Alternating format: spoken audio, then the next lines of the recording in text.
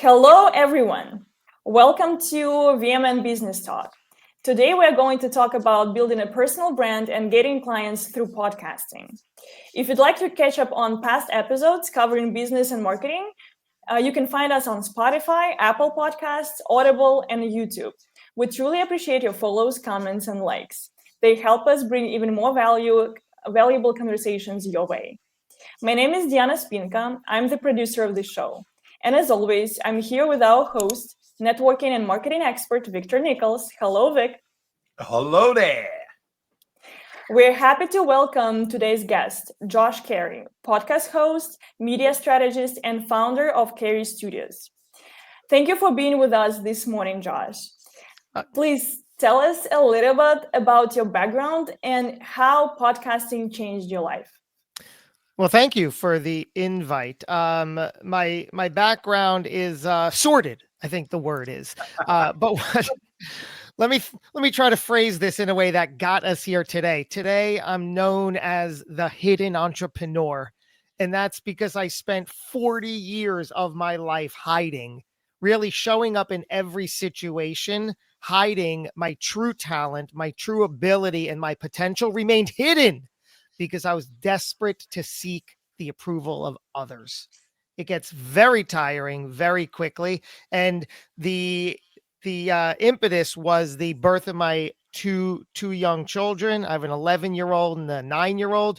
Early on in their young lives, I realized that I'm better than this. I was every bit angry, miserable, frustrated, lost, depressed because I wasn't leaning into what I knew I was capable of. So them looking back at me was enough for me to say, all right, I get it. I'm the child here and I got some work to do. Hold my drink. I'll be back. And, I just took it seriously and started evolving into a better version of myself for all kinds of good reasons. And that's what I focus on today. This is awesome. Well, I can't tell you how excited I am, Josh. I had to jump in here because I was telling people we were going to do this. And I said, I am so prepared to learn so many new things about what's going on with podcasting and how to actually, start to build that brand. I mean, I have a background in marketing and advertising, as you know, but this whole new platforms and all of these things, I know that you have a wealth of knowledge to share here. Yeah. How did you started with podcasting? And how did it change what you're doing currently? Right. So I have a background in acting and filmmaking. In 8th grade, I got bit by the acting bug. I was in the hallways just minding my own business because really I had nothing else to mind, right? I was lonely. I was isolated. But I remember this, Renee Stevenson. She was a friend of mine, and passing me in the hallways, she said, "Hey, Josh, are you going to audition for the school play today?" And just in true form, as a person that just wanted to fit in, I said, "You know I am." And I didn't even know that there was a school play happening, but I was like, what is this? Okay, great. Let me audition. So it turns out, as fate would have it, I auditioned and I got the role of comic relief, the character that's on stage playing the funny part, allowing the audience to laugh. So I'm saying these lines. And it was weird because my classmates are now laughing at what I'm saying. And guess what that did? That showed me that, wow, I'm getting the attention here that I don't get anywhere else. This is my drug of choice now. I want this.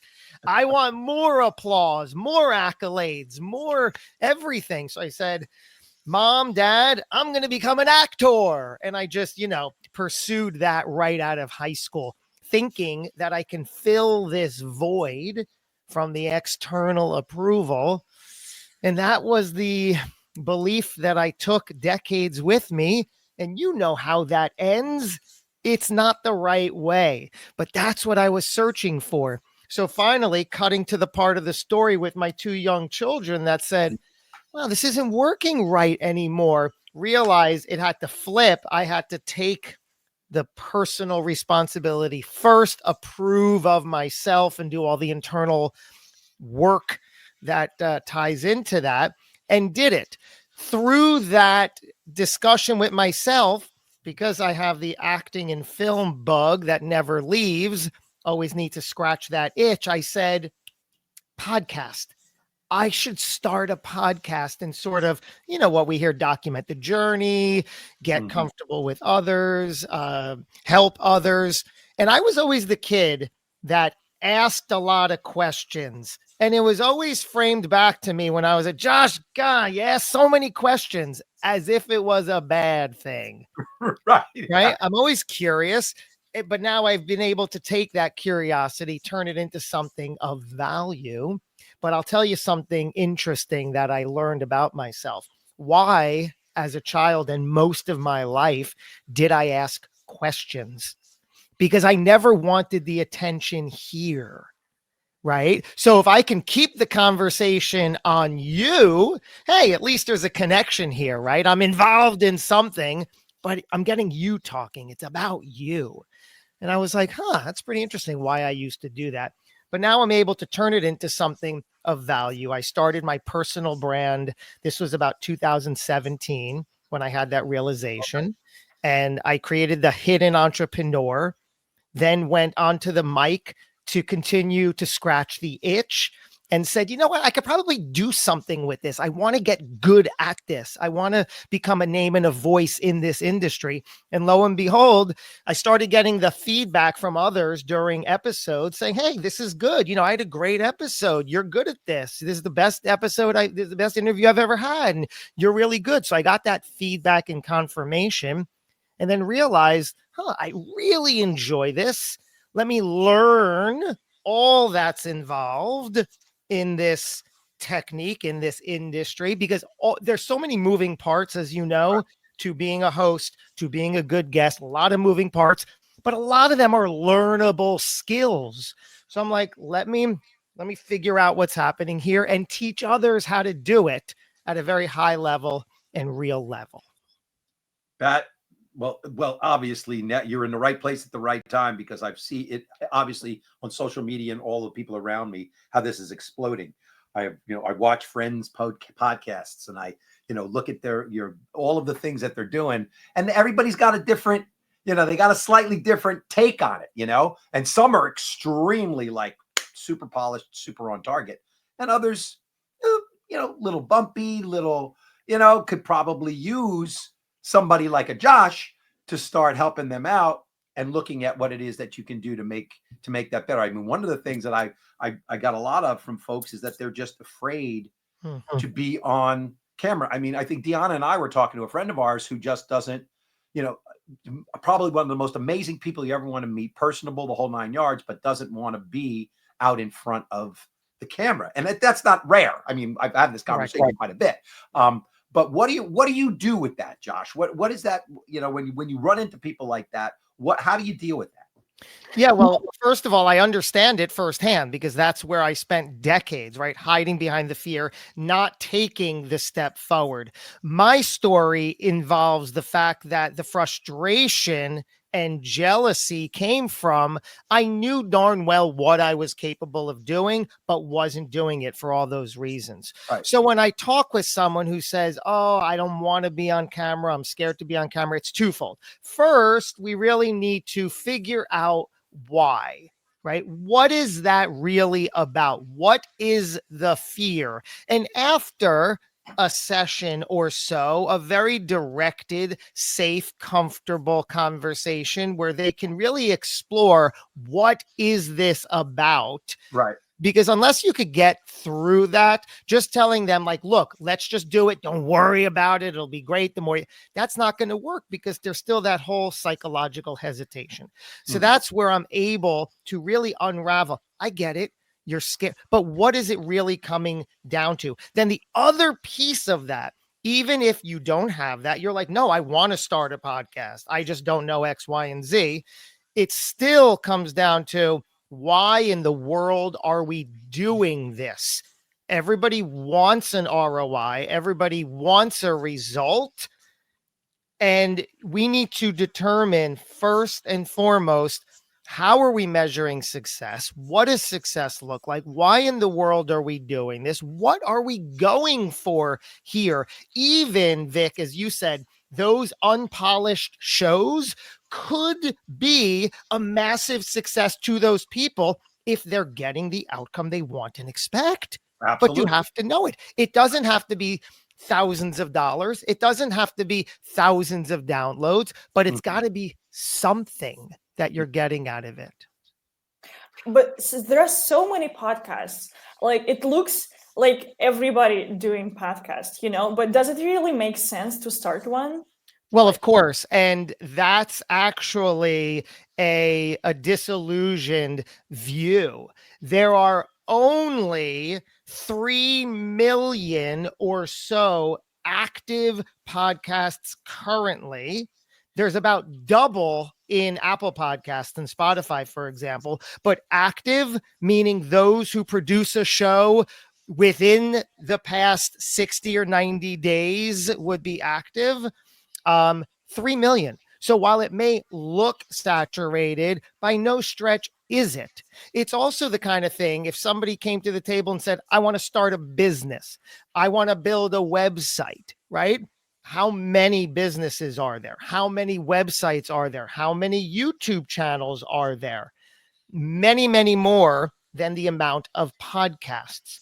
So it's an unfortunate trap, and dare I say, sometimes an excuse, depending on who's saying it, that, oh, I don't want to. It's so nobody needs another podcast. Well, of course they do, because the way I work with it is I've learned to really adjust the word podcast because it means so many things to so many people, but it's a marketing play. It's part of your marketing period. So whatever else you're doing as an entrepreneur, as a small business, as an executive, what are you currently doing to market whatever you're selling?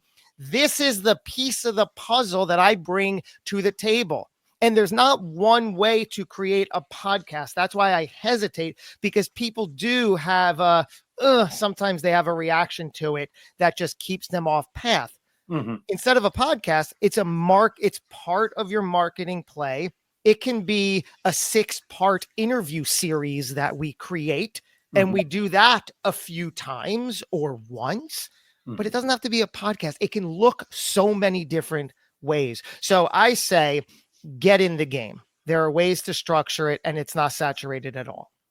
Yeah, Karen Thomas says that's great to know that it's not saturated. I guess that was the piece of information that she needed to hear. And James Orsini is also listening, but he's driving. So thank you, everybody, for being with us today.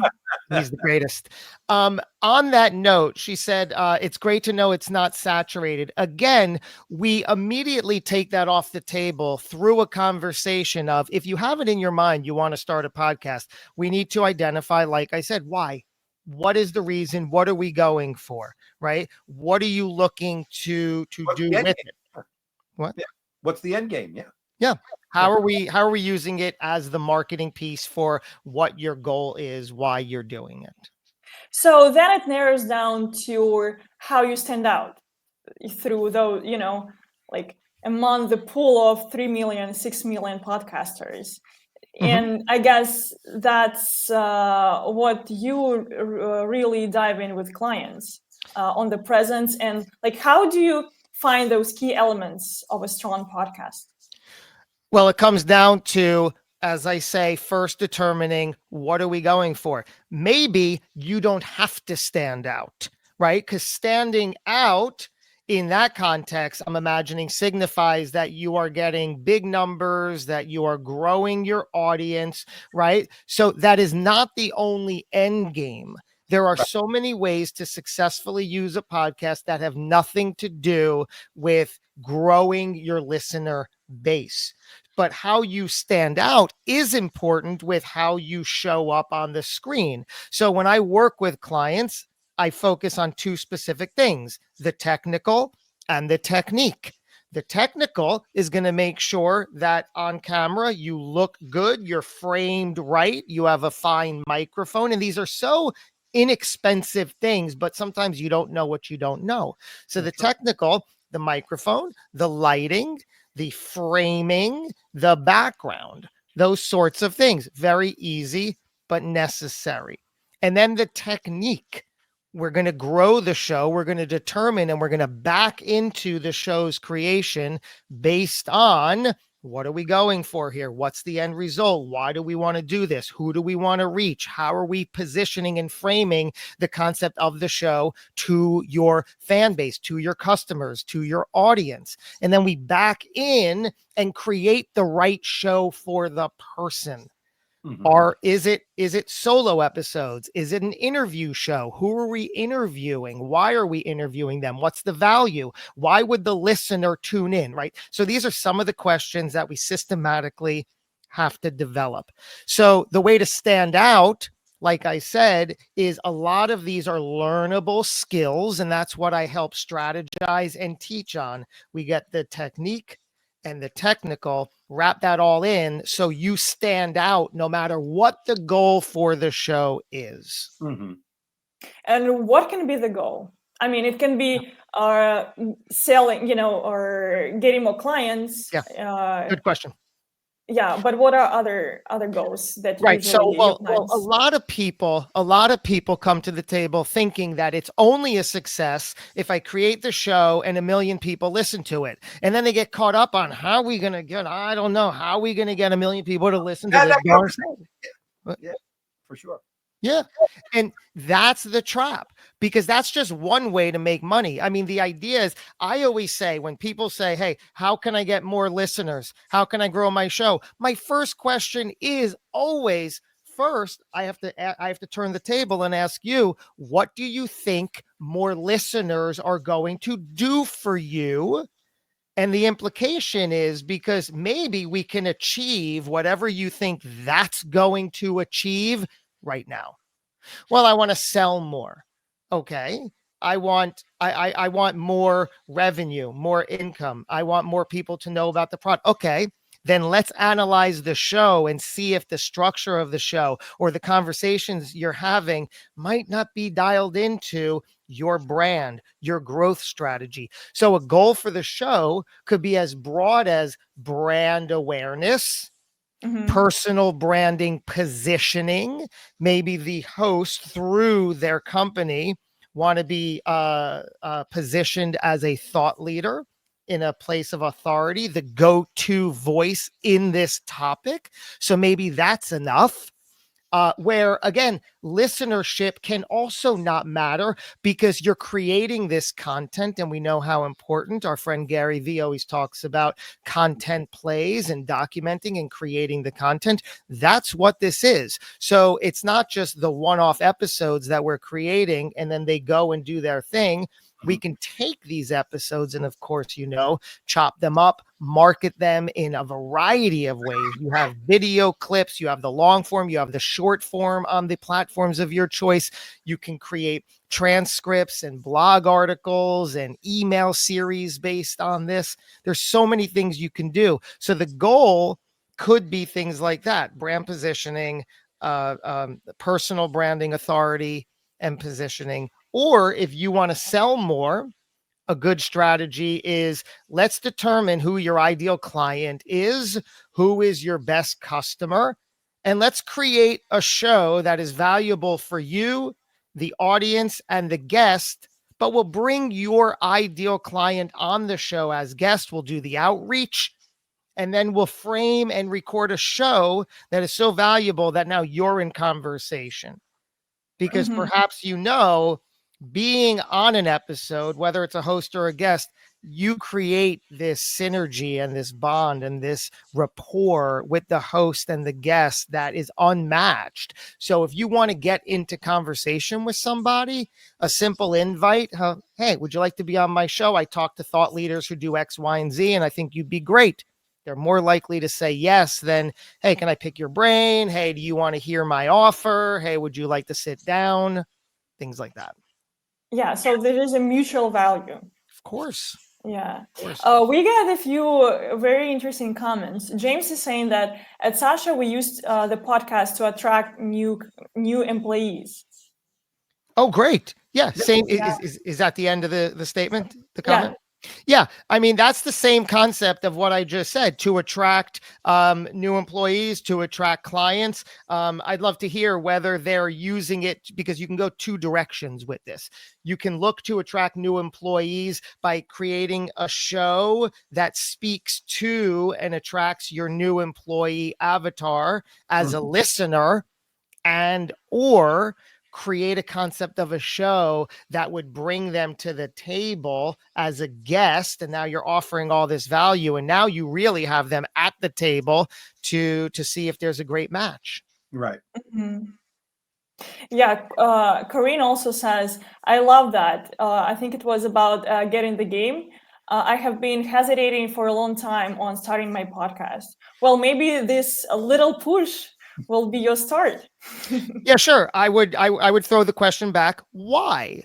Right? We need a sense of self-awareness. I'm happy to have those kinds of conversations. That's what I do. I'm hesitant. Okay, why? Do you not have the time and you're afraid of taking on a new commitment, which is real, right? So many executives that I speak with, that's the biggest rebuttal, Josh, right? Does it really take that much time? Because I hear that all. You do too, right? Yeah. Okay. Right. So I'll get into that in just a minute. So to finish that about she was hesitant, I would love to have that conversation and just dig in further off air with her about why is that, right? What were you hesitant about? Where is the fear, which is what we spoke about. So going into that, Vic, you're absolutely right. When I'm in conversation with any entrepreneur, business person, or executive, it always comes down to, oh, well, I don't have time, which now a smart marketer like yourself, Vic, will then come to the table and offset that rebuttal by positioning the service in a way that takes time off the table, right? But that's what they say. Oh, I have nothing more to my, to add to my plate. It doesn't have to take time, right? If you're good at creating the product and service for your client, in this regard, my job is to make sure that 80 to 90%, there is a lot involved, right? We're not going to lie about that, which the trap is the barrier to entry is so darn low. Everybody thinks that they got the personality and everything to say that they're just going to, be the next Joe Rogan or your version of that. And everybody's going to come and listen. Not the case, which is why we need to dial in. Why are we doing this in the first place?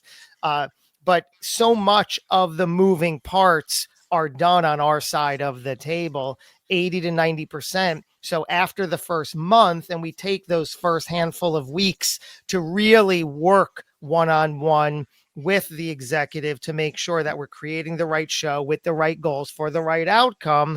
And then we'll handle everything else. So it will just take them an hour a week, or if you batch record, whatever it is, a couple of hours a month.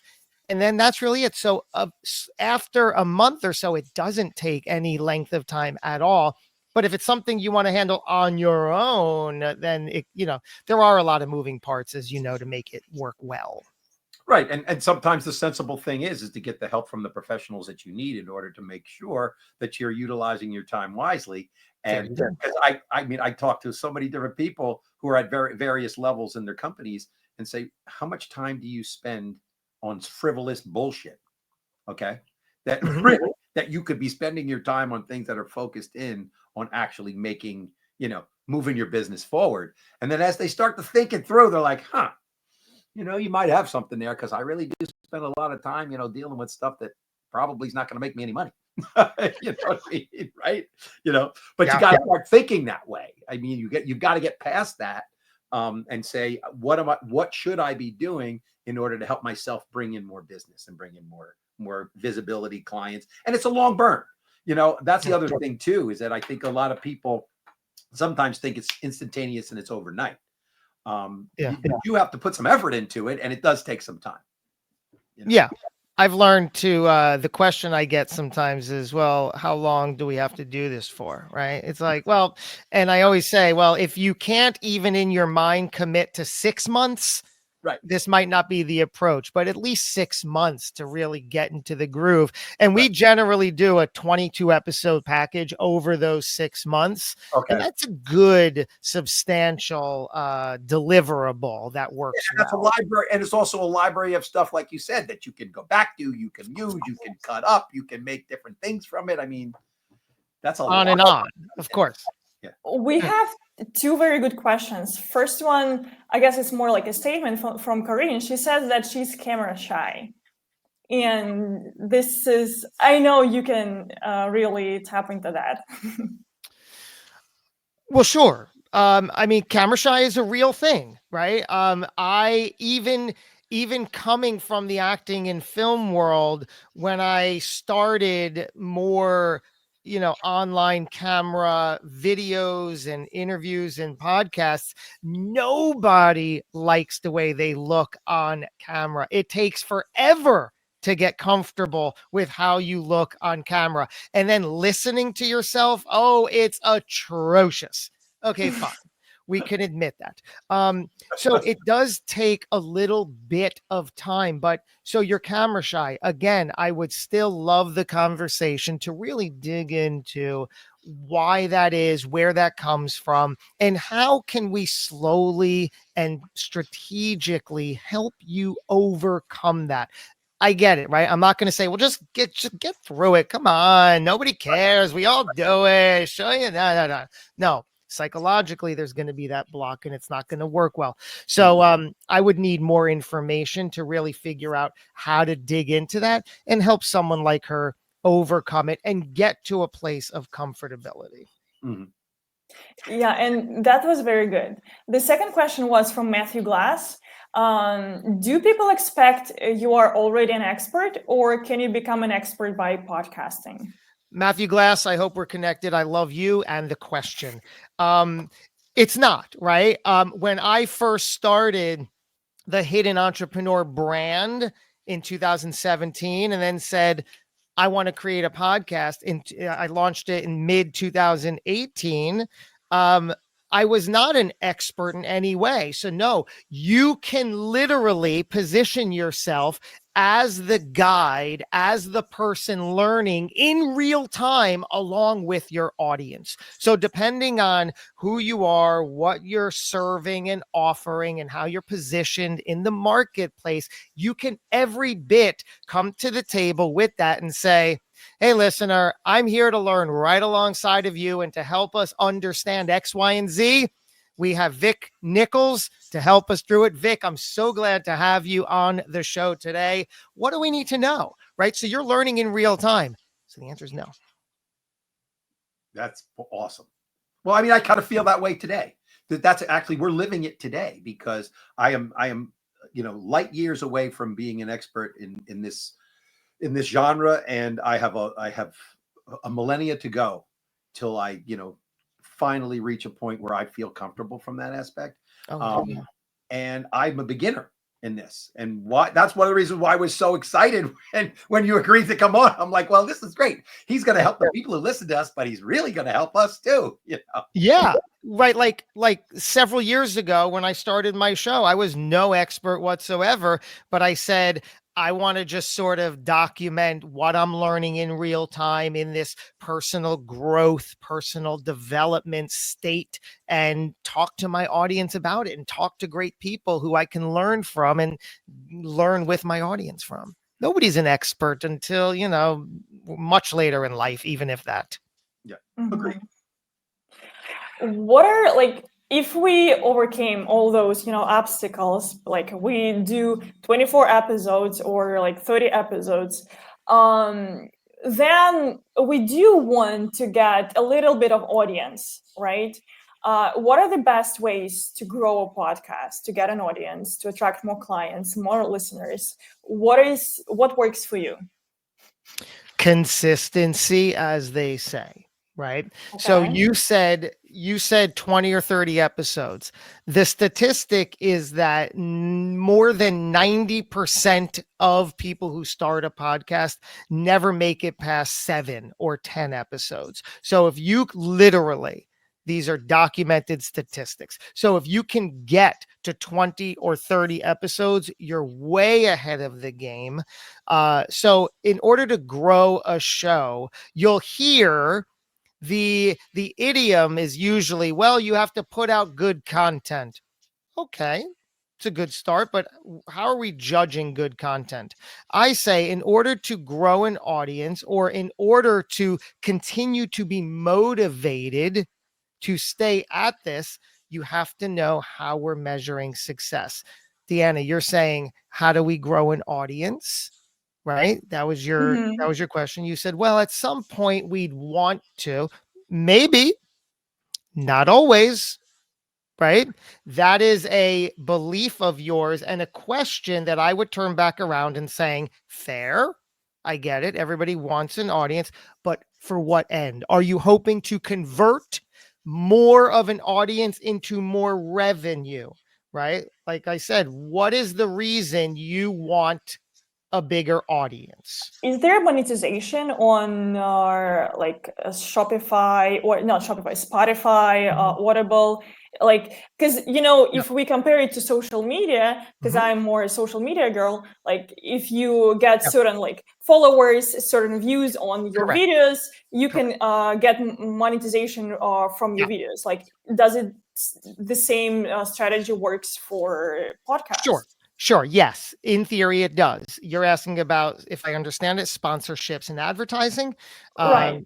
There is a CPM, cost per 1,000 listens or downloads. But to get 1,000 listens, a CPM model, average $20 is what an advertiser is going to, that's why in order to make money from a show via advertising or sponsors on the CPM model, you need 50,000 downloads, which is a tremendous show. 1,000 is a big show. Another statistic, 90% plus shows are less than 200 listens per episode. Okay. Right? So if you want money through ads or sponsorship, which is also a little bit of a misconception, because that's not where your money can or should or needs to come from, especially out of the gate. That's what I excel in, helping you monetize your show that has nothing to do with a big audience base out of the gate, right? Okay, so what are the ways? Well, it comes down to who are we attracting? How are we attracting them? Typically, I'll work with companies that have a product or service to sell, usually at a higher ticket price, and we'll create a great show that speaks not only to their ideal customer or client, but we'll create the show where we can invite the ideal customer or client onto the show as a guest, position the executive or CMO or whoever it is within the company, the host, as the thought leader, as the authority in this space, and then craft interview questions. It's not question answer, it's not a script, but create segments of the show that are designed to start and nurture a conversation, always still valuable to the host, to the guest, and of course to the listener, but start creating this show that builds rapport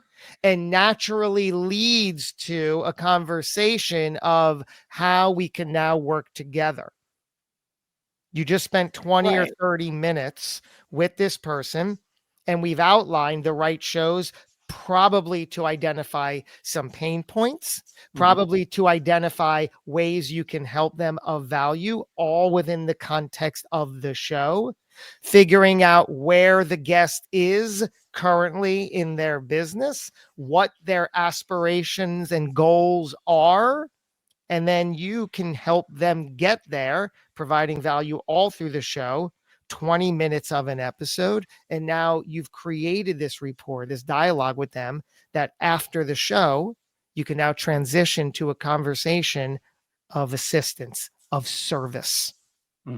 That's how you make money. So let's say simple example, if there is, let's say a woman who is making her, like handmade soap, shampoo, like beauty products. So she creates a podcast where she invites people with, let's say, skin problems. And while they talk about it, she, along the way, she's kind of like, oh, like this soap actually can solve this problem, right? That type of thing. That's a great example. So skincare, skin products, great example. So she wants a show.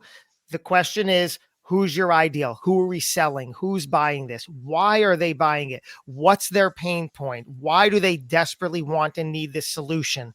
Right. So I dig into all of these questions, and then these answers will help formulate the actual show's content. Then, like you said, we go out. Are these working mothers? Who are these people? Who's best suited to buy this product based on the content of the show? We marry those two things, and then we invite those people and we talk about ways that they've used in the past, what works well, what causes the skin problems, right? What have you done in the past? Why are you having these problems? What has it done for you? How have you gotten over it? Offering all this value.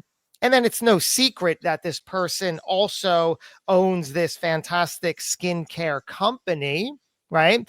Open the show with a little drop of it. Maybe you have a 30-second ad spot. Maybe in the middle of the show or the end of the show, you talk about your product. It's certainly in the show notes. So you're framed as this incredible skincare expert who happens to sell these products. Now you're offering, it's such a great opportunity to have this show because now you're positioned in ways that other skincare product lines aren't. You're doing it well, and the world goes round. Yeah, I have a question too. When it comes to as a show, which we're not anywhere near that now, but let's say as a show matures, right? And it's on for a while, like Deanna was saying before.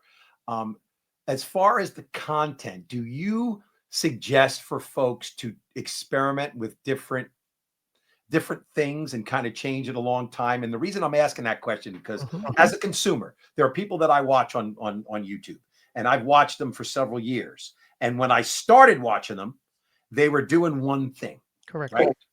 And it's 3 years later, and I'm like, holy shit, they're not doing anything close to what they were, but I'm still watching. Okay. Yep. Good. So I'm just curious on how that, do you talk about that evolution? Do you promote to try those new things? Do you, Vic, have a problem or issue or concern with observing that evolution? Absolutely not. As a matter of fact, not only do I have not a problem, I appreciated it. There you go. Because I grew along with it, everywhere from the simpleness of how they did it to they had gotten more sophisticated, the topics changed, all of that, and I'm like, hey, this is kind of cool. Yeah, I love that question because it's so like there's an inherent inappropriate fear that we all come to the table that, I have to come out of the gate with what my show will be or who. And it just can't be. And we have to be comfortable with that, right? I am almost 350 episodes into my current show. Do you think if you went back, you don't have to. Yeah, take my word. But do you think if you went back to my episodes even a year ago, I mean, the hair alone, are you with me?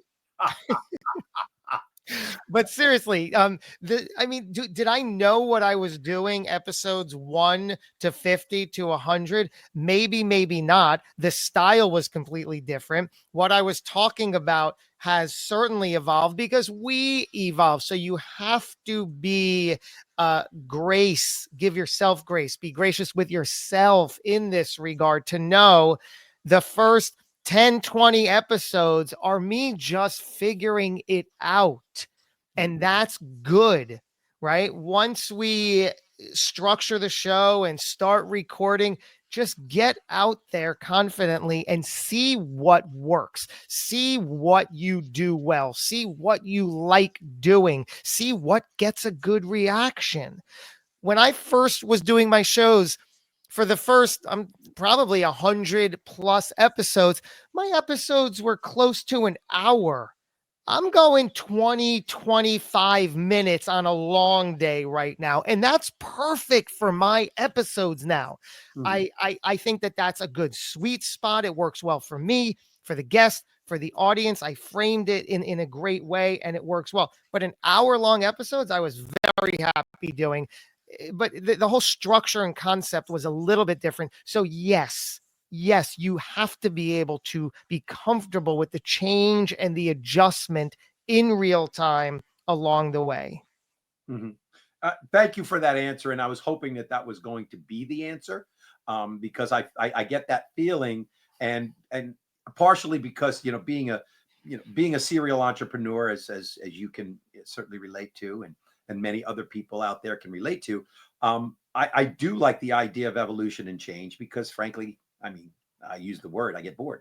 I want to try new things, and I want to look at new things and have new direction and new stimulus and all kinds of other pieces. And if you're doing something over and over and over and over again, and you're keeping in this, in this box, it can get monotonous. Whether you're actually gaining ground or not, sometimes you're like, well, I'm not enjoying this anymore. Which is another piece of it, right? And if you're not growing, right, what do they say? So please always continue to evolve. Okay, good.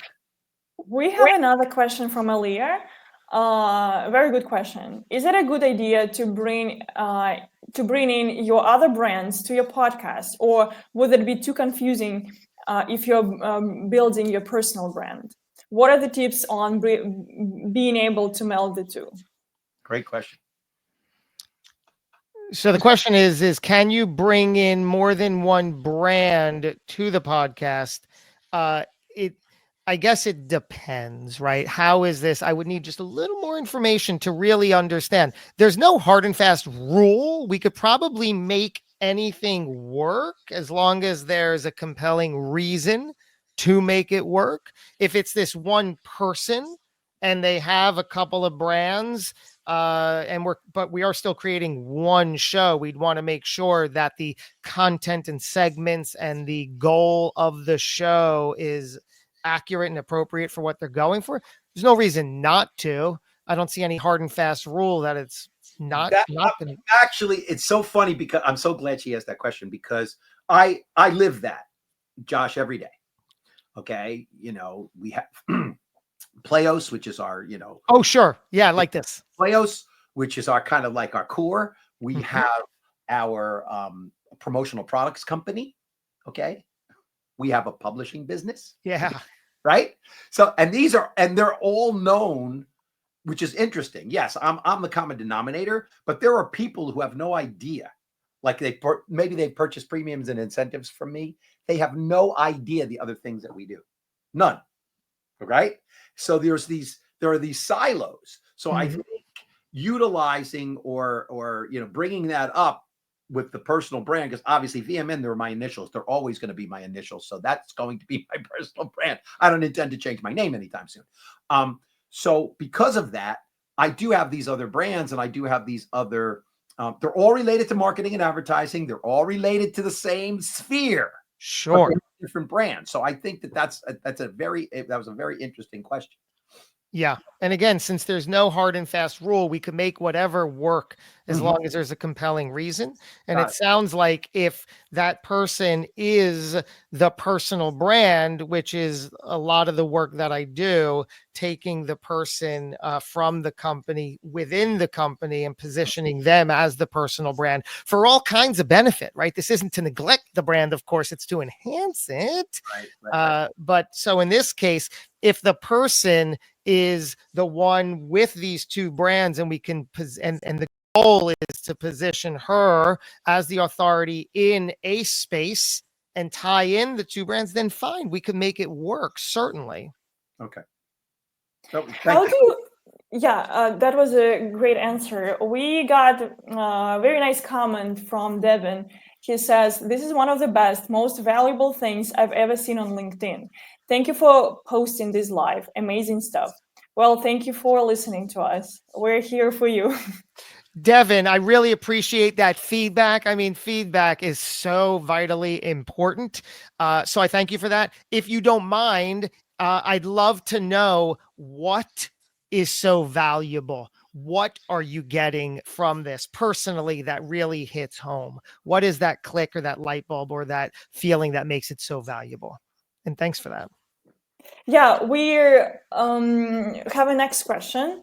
So how do you connect social media and podcast? Because like if we take a podcast as a piece of your marketing, do you just, repost some of the pieces of your podcast here and there, or you have a strategy that, works all together, like 360 degrees in your marketing plan?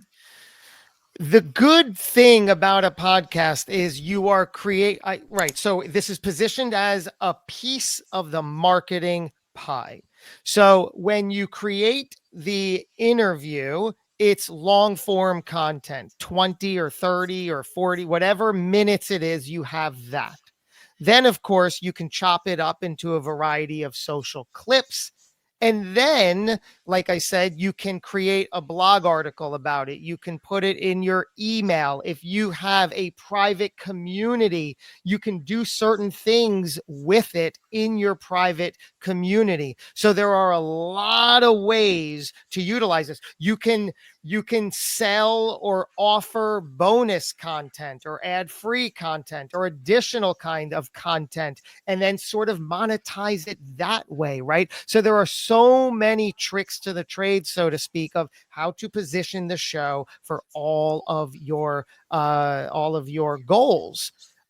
So it can tie into social media in a variety of ways, really.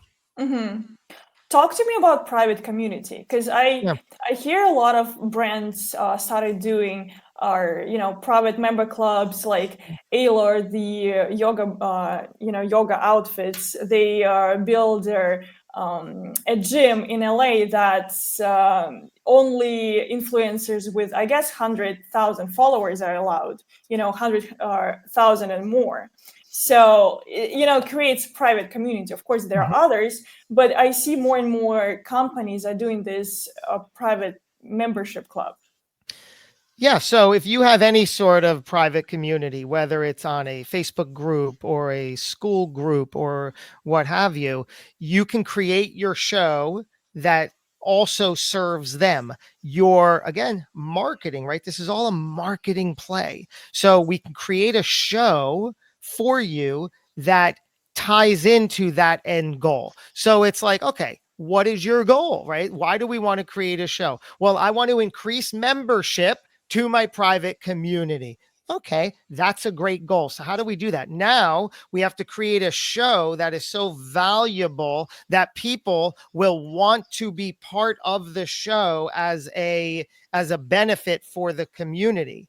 So you create the show where you have guests on, and like I said, you can offer into the private community. You can create a bonus material, right? Like you have your first 90% of the show, and then you have your last 10 minutes or whatever, or 10%, where it's only for the private members. Maybe that's Q&A. Maybe that's where you bring the guest in exclusively to talk to the members. Maybe they get an ad-free version of the episode. Maybe you create the show for your members, meaning maybe they're your guests. Now they want to be part of it because you're creating this atmosphere where they're amplified and they're positioned as this great guest. There are a lot of ways to use private membership beneficially for your show. Josh, you bring up something by saying that now, because obviously I got my marketing hat on, right? Oh, yeah. To me, it seems that there should not be any chamber on the freaking planet that does not have a podcast, because a chamber of commerce is about membership. That's the lifeblood of any chamber of commerce are the members. Okay. Hands down. Without members, you got zero. You got nothing. Would you not think that there should be some type of a program put in place? And the reason I'm saying that, and I'm saying this out live on, our podcast, I want to talk to you separately about putting together programs specifically designed for chambers of commerce. Yeah. Talk to me. There's so many ways. Not only as the is a wide open market. Do you realize how many chambers I'm a member of? Because of course, some of them are very valuable. I do not want to discount the value of a chamber because some of them are extremely valuable. But I'm going to go out on a limb. Some of them also, maybe not so much. Maybe because of their size, maybe because of they're loosely organized, whatever the case may be. However, politically, you are members of chambers as well because you want to support your community. You want to support the people who are supporting you, et cetera, et cetera, et cetera. But how cool would it be, or smart would it be for these chambers to say, hey, we want to have these podcasts because it's going to not only be a value proposition to the already existing members, but it's recruitment. Exactly. And you're saying the members come on the show and talk about why they're members to begin with. Yes. Let me give you an example of something I've done that made a lot of sense. A couple of years ago, I was embedded with a PR company that was doing your traditional PR. I already had a lot of the podcast skills, and it turns out they weren't really utilizing podcasting for their PR clients. So I came in, I said, let me help you here. If you don't mind, let's create this thing together. So I came in, and now I got to not only find out how the members could be positioned to be guests on shows, right? That's a whole other conversation, helping you identify, craft, and polish your message and story so you confidently go out on the guesting circuit. Fine. All kinds of benefit there. But then what we did, we had this one client that was a leader in the EV market, electric vehicles. He wasn't the greatest ideal host, right? But what we did was I said, here's what we're going to do. Who is your customer? Who is your client? Who do you want to serve? And we found that out. He wanted other ancillary EV products. He wanted to partner with them. So I said, I'm going to go out. I'm going to bring one of these high-powered players to the table, bring you to the table, and I'm going to interview you both on my show as sort of a roundtable EV expert kind of thing. And guess what? Now you two are connected. You're in a conversation that I'm going to help facilitate here. And how do you think that worked? Wonderfully. See, so there are so many nuanced ways to make this environment work. I love it. And I think people sometimes think in a very linear way, as opposed to a panoramic way, right? Okay. That there are so many different avenues and tributaries that run from these things that you can build, like you said, a community, create a show for your community, bring them on as guests, offer them the mic, whatever. I love it. I love it. Yeah. Yeah, we have a comment from Devin. He says he loved just a few things I've loved about this. Hearing your experience, the way you do everything that is so purposeful and defined when you podcast, and stating that you learn as you go, evolving over time. Wonderful. Thank you, Devin. Yeah. And Karine said that, she appreciates everything that you said, and she connected with you on LinkedIn and messaged you. So you guys will be connecting soon. Well, our time is almost over, and I would love you to give maybe some motivation or 3 things that you think people should take from the podcast, from this experience. Sure. If you've thought about podcasting in any sense for benefit, continue that thought. Figure out a few things. What the goal or benefit or the reason you really want to. If it's as general as, I just want a lot of listeners, we really need to drill down into that, right? Like, why? What does that mean? What is that going to do? What do you want, right? If it's about, I want to sell more, I want to use it as a marketing play and sell more, fine. So we have to have the reason and the why. Now we have to get internal, and you have to really ask yourself, what am I good at? What am I confident at as I venture into this? And what am I not really? Like one of the comments, oh, I'm camera shy. Okay, great. Self-awareness, wonderful. Don't let that stop the conversation. Talk to somebody like me who you feel comfortable with that can really evolve that conversation and get the process moving forward. And then third, figure out what the win is in the grand scheme of things. What do you really want to be doing? Are you doing what you want to be doing? If yes, great. How can you add fuel to that fire as a marketing play? Or really get honest with yourself. What is your big vision? What is the goal you want to be doing in life?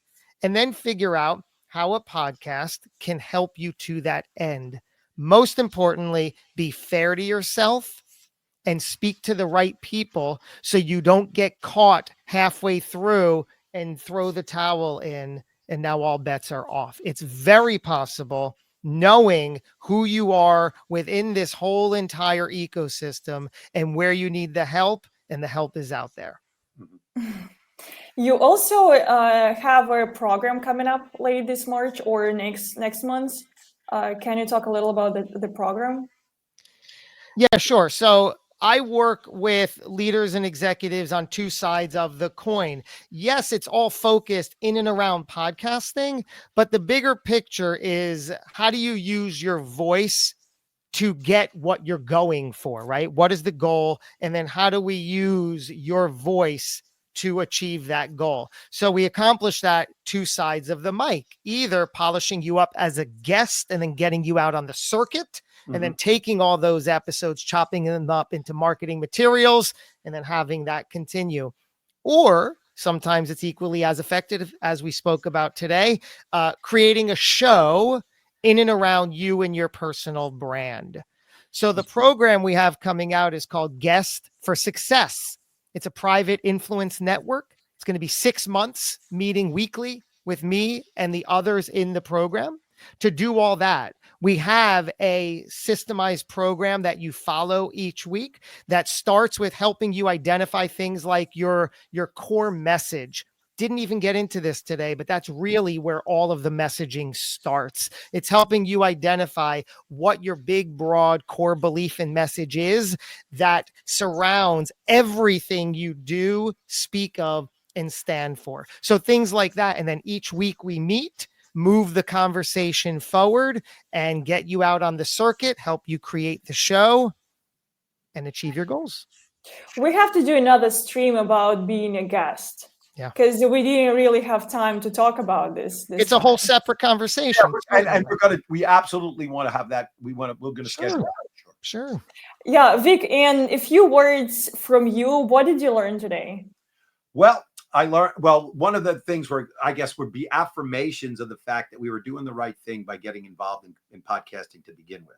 Okay. Because I kind of, when I, first started thinking about the idea and wanting to get involved in it, I was like, oh, this is going to be just another thing I got to do. Okay. And how much time is it going to take? Am I going to get anything out of it? All of those other things. Now, granted, there are things that I didn't experience. Like I'm not a shrinking violet, and I'm certainly not camera shy. So that was not an issue. So that made it a little bit easier, right? It did make it a little bit easier. However, I just didn't really believe in what the value proposition was, because I'm an old school marketing guy, right? And I was on, Home Shopping Network. I'm just an old school kind of marketing guy. So now I looked at it, and getting from this conversation and understanding all of the other pieces that can go along with this, it's so much more powerful to be involved in a podcast than so many other marketing tools, and I'm going to put more time and effort into it. I was talking to my partner, Larry, about, we're going to be doing something very specific to Playos. So stay tuned. You're going to be seeing something very, very specific to Playos coming out soon. And we're doing that because we believe that this is the medium that's going to help us grow our businesses. So thank you, Josh. And we're going to be talking. Okay. Yeah, More. it was a very enlightening conversation. I loved it, and it's like it's been just a minute. It went very fast because like you were a person with such great energy, and you know it's so nice to be around you, even though it's like in a virtual space, but still. Well, thank you, Deanna. Same Yeah, here. and Yeah. all the information was very valuable. So thank you so much for everybody who was listening to us live, or for everyone who is listening to us or afterwards in recording. So we'll be seeing you guys later in our next episodes. So stay tuned. All right. Thanks, Josh. Thank you both. And thanks, Deanna.